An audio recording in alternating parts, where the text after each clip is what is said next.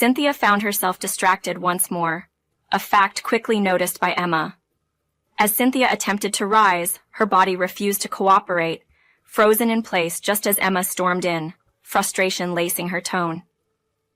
"Why are you lounging around? You're nothing more than a daughter-in-law here." Approaching Cynthia, Emma's next action was shocking. She snatched the cushion from beneath Cynthia, causing her to tumble onto the floor mat. In a reflex, Cynthia shielded her abdomen, only to feel the harsh blow of Emma's kick. "Get on your feet!" Emma scorned, eyeing Cynthia's pregnant belly with disdain. "That bump is nothing but a bother. You deserve another kick." Just when all hope seemed lost, a savior intervened, forcing Emma to sit and reprimanding her sternly. This brave soul rescued Cynthia from further harm. Cynthia, a 33-year-old expectant mother, faces health challenges during her pregnancy, but remains buoyed by the love for her unborn child and the child's father. "Are you all right, Cynthia? If you're feeling unwell, tell me immediately." A voice of concern breaks her reverie. Cynthia and her husband, Paul, are en route to her parents' home to share their joyous news. Paul, ever attentive, reassures and checks on Cynthia's well-being.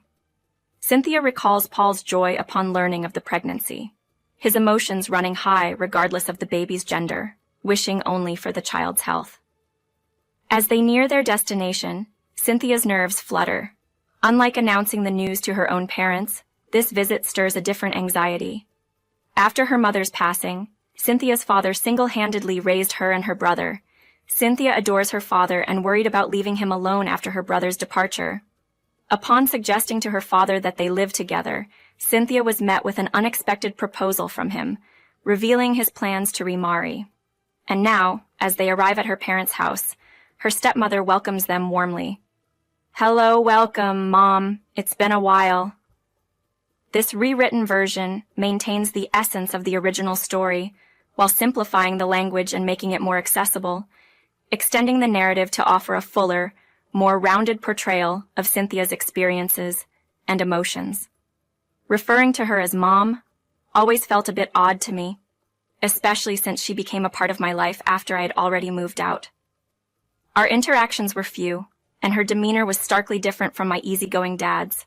She was always more on the serious side, making her somewhat tough to get along with. Today I had big news to share with my family. As we all settled into the living room with my dad and stepmom across from me and Paul by my side, the air was thick with my nervousness.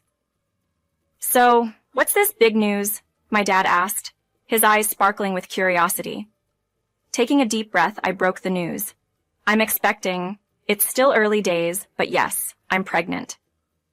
"Really? That's wonderful news." My dad's face broke into a broad smile, his laughter lines more pronounced than ever, radiating pure joy.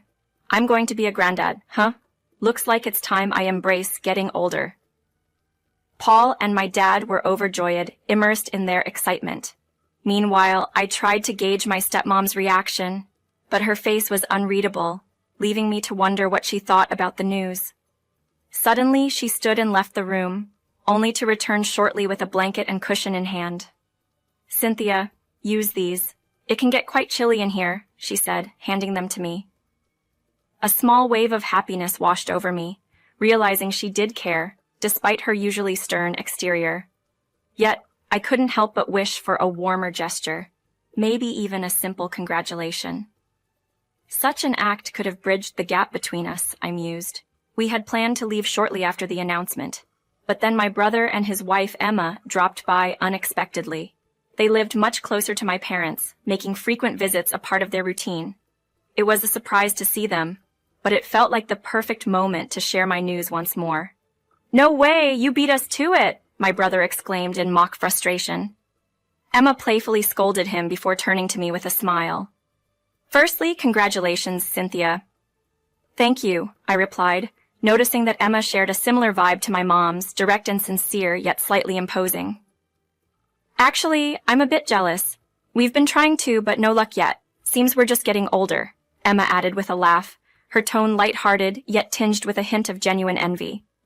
"I'm only 3 years younger than you, so don't worry. You're not alone in feeling that way." I tried to offer some comfort, despite the complex emotions swirling around us.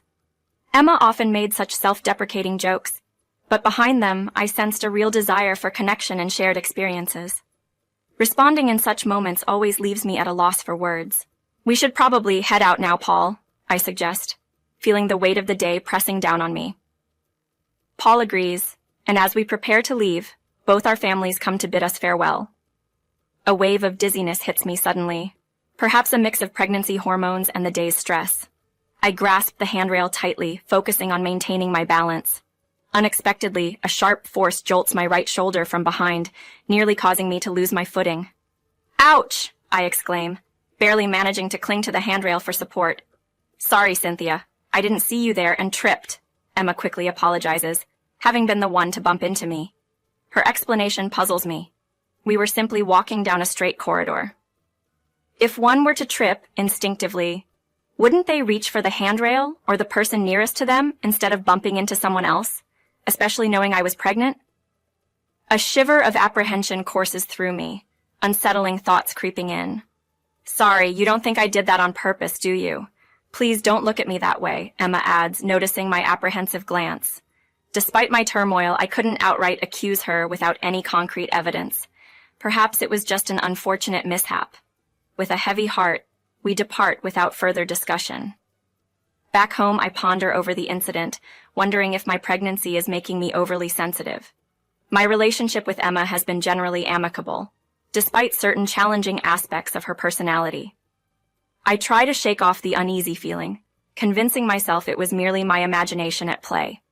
However, this incident marked the beginning of several peculiar occurrences that gradually eroded my trust in Emma. The first strange incident involved my personal items at my parents' home being inexplicably discarded. My stepmom reached out to me after discovering familiar-looking clothing in the trash. "I've found some of your clothes thrown out. What should we do with them?" she inquired. I asked her to leave them be until I could examine them myself. Upon inspection with Paul, it was unmistakably my belongings that had been tossed away. Both my stepmom and dad assured me they hadn't entered my room, let alone disposed of my items without my consent. So, who was responsible? The day before the trash was scheduled for pickup, Emma had visited, curiously on her own. As these thoughts raced through my mind, my stepmom offered a silent, knowing look, then voiced a sentiment that seemed to acknowledge the growing tension and suspicion, hinting at an underlying awareness of the situation's complexity. Reflecting on my concerns, I realized it might not have been fair to harbor suspicions without solid evidence. However, the advice was to inquire further, to understand better. What else can I do? I pondered, reluctant to cause any unnecessary drama. Deciding it was best not to overthink, I rationalized that Emma's visit was probably just a friendly gesture. Thankfully, the following period was smooth sailing. My pregnancy progressed healthily, and as I entered the 7 months, I felt more stable and stronger physically. Since Emma and I hadn't crossed paths in some time, my worries about her faded away. Then, an invitation from my dad came, suggesting Paul and I visit during the local festival, a tradition that brought our family together each year amidst the festivities. He mentioned that all our relatives, excited by the news of my pregnancy, were looking forward to seeing us, though he stressed the importance of prioritizing my health. Despite the challenge of standing for extended periods with my expanding belly, Paul and I decided to join the celebration. Our family's warm welcome and the shower of congratulations made me more active than I probably should have been. "You seem to be moving quite a bit. Isn't that uncomfortable for you?" my stepmom observed. Noting the tightness in my belly, I hadn't realized myself. Acknowledging her concern, I agreed to take it easy, and she guided me to a room with a mattress, suggesting I rest. The distant murmur of the celebration lulled me into a state of near sleep until a sudden tap on my head startled me awake. It was Emma, her expression stern, chiding me for resting when everyone had gathered to see me. Without waiting for my response, she pulled me back into the midst of our relatives. Caught in the circle of family, I couldn't express my need to rest and instead forced myself to smile and stay on my feet. However, my discomfort grew, and each attempt to excuse myself was thwarted by Emma, who insinuated that my desire for solitude was a sign of disdain for the gathering. Faced with such accusations, I felt trapped, unable to excuse myself without seeming rude, all the while feeling the strain on my health and the well-being of my unborn child. In an attempt to find a moment's peace away from the relentless scrutiny, I took advantage of Emma's brief absence to the bathroom to retreat to a quieter room. Desperate for rest, yet wary of further confrontation, I settled for sitting on a cushion I had brought with me, rather than lying down. The fear of Emma's return and the potential backlash of being found resting weighed heavily on me. Her earlier comments had already made the environment feel hostile, like a battleground where I had to constantly defend my actions. Despite my efforts to stay composed, the increasing tightness in my belly was a constant reminder of my vulnerability. At 7 months pregnant, the risk of premature labor loomed over me, adding stress to an already tense situation. The dilemma of prioritizing my health against the backdrop of Emma's judgment left me feeling trapped. Caught in this turmoil, Emma's sudden return caught me off guard. Her entrance was marked by a sharp rebuke for my attempt at rest, framing it as a failure of my duties. As she advanced, the distinction between family roles blurred in my mind. Here I was supposed to be a daughter, not merely a daughter-in-law subjected to such harsh treatment. Her actions escalated quickly, snatching the cushion from beneath me and causing me to fall. Instinctively, I protected my abdomen, a move that thankfully mitigated the impact of her kick, which was aimed maliciously at my belly but instead hit my hands. Her threatening posture and the looming second attack filled me with dread. Hindered by my condition and the shock of her aggression, my movements were painfully slow. Emma's impatience only added to the tension, her disdain palpable as she prepared to strike again. It was in this moment of desperation that a commanding voice halted the assault. My mother, with a look of fierce determination, intervened, positioning herself between Emma and me. Her concern was immediate, her questions rapid, as she assessed any potential harm to me and the baby. Despite my assurances that I was mostly unharmed, save for a minor scrape, her insistence on checking for herself was a comforting reminder of her protective presence. Reluctantly, I showed her the scrape on my leg, downplaying the injury. Yet, the significance of the moment was not lost on me. It was a vivid demonstration of the protective love of a parent, a stark contrast to the hostility I had faced moments before. As I tumbled, my primary concern was shielding my belly, leading only to a minor scrape on my knee. Though it was a slight injury, the sight of it made my mom's worry evident. She insisted on treating it, emphasizing the importance of my well-being, but her attention swiftly shifted to Emma with a stern glare. "Emma, take a seat over there," she commanded with such authority that Emma complied, her face drained of color. My mom then raised her voice, calling out Emma's actions, which sliced through the tension-filled room. Emma tried to justify her behavior, claiming she was merely adjusting the cushion, a feeble excuse that didn't hold up under scrutiny. It was clear to everyone that there was no need to straighten a cushion that was in use, rendering her explanation implausible. I chimed in, unable to hold back my disbelief at her rationale. Emma, unrepentant, continued to argue her case, seemingly unconcerned about the potential consequences of her actions. It was apparent she intended to deflect blame, suggesting my fall was due to my own clumsiness rather than her interference. The gravity of the situation weighed heavily on me, the risk to my unborn child if I hadn't acted to protect us both haunting my thoughts. I was at a loss for words, my emotions tangled, as Emma smugly suggested we move past the incident, using the need to replenish drinks as an excuse to leave the confrontation behind. As she stood to leave, a sense of urgency overcame me. The thought of her actions going unchallenged, especially after endangering my baby, spurred me into action. "You kicked me," I found myself saying, causing Emma to pause and turn back in surprise. "What are you talking about, Cynthia?" she responded, feigning ignorance. "You did kick me, Emma. Whether you meant to pull the cushion or not, you aimed for my belly," I asserted, my voice stronger despite the turmoil inside. Emma's approach changed as she came back towards me, her demeanor shifting to one of flustered defense. It was a pivotal moment, forcing everything into the open, challenging the pretense of innocence she had tried to maintain. The confrontation was no longer just about a misunderstanding or an accident. It was about acknowledging the seriousness of her actions and the potential harm they could have caused. In the heat of the moment, the tension escalated as Emma attempted to silence me by covering my mouth. I teetered on the edge of losing my balance, but my mom was quick to offer her support, keeping me steady. Her sharp glance towards Emma was enough to make her halt in her tracks, retreating a few steps before sitting down again at my mom's calm directive. As the confrontation unfolded, Emma played the victim, tears streaming down her face, claiming my accusations were the result of pregnancy-induced oversensitivity and delusions.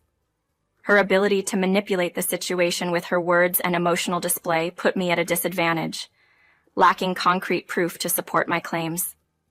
The fear of being overshadowed by Emma's narrative left me feeling helpless, contemplating a future overshadowed by unresolved tensions. However, a sudden movement from my belly, a kick from my unborn child, reignited my resolve. It reminded me of the strength I needed to muster not just for myself, but for the well-being of my baby. Drying my tears, I stood firmer, more determined than before. Emma, your actions have been consistently harmful towards me.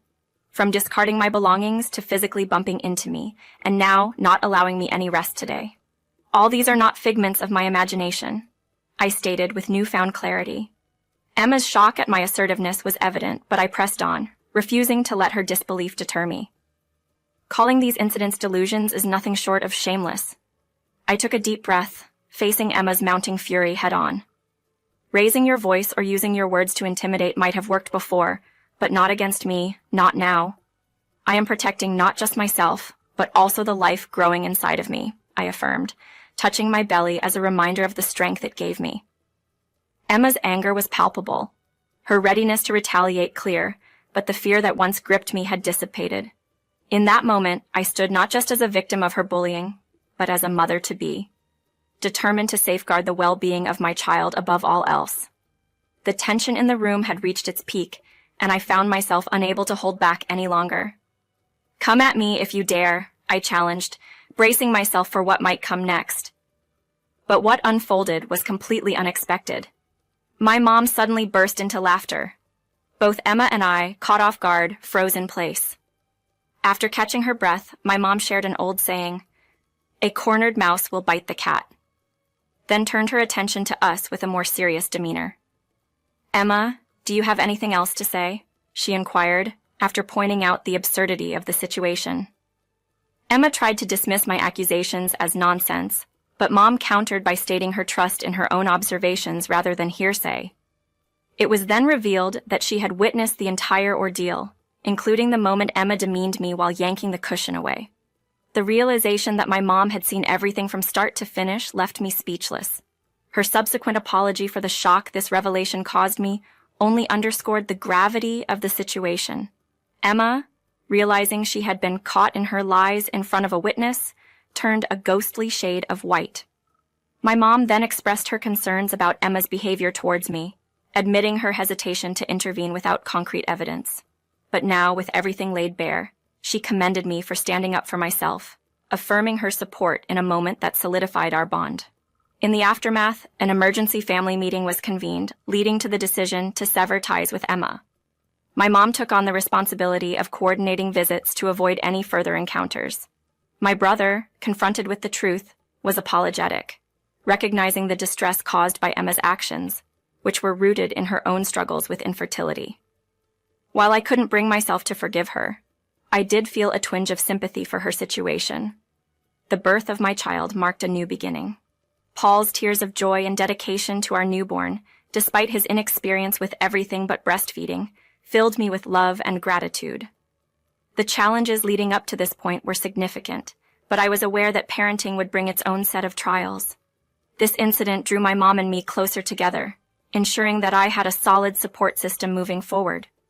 With their help, I was determined to provide a loving and nurturing environment for our child, embracing the journey of motherhood with all its joys and challenges.